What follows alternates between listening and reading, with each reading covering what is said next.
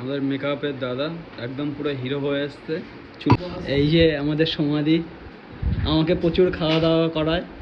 আলমদা makeup ready করছে। তোমার সেই ফেমাস হাসিটা দাও। এই যে আমাদের জয়ন্তদা, এই যে হচ্ছে বাবুদা। আমরা কাজটা করি, কাজটা না করো একদম।